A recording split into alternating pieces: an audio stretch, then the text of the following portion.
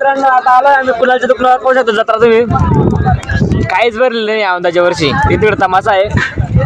पाहूया का तुम्ही इकडे कुणाला बसलेला आहे कुणालची दारी दुकान पाहू शकता छोटासा व्यवसाय आहे त्याच्यावाला बिचारायचा तर सपोर्ट करा तुम्ही काय आला नाही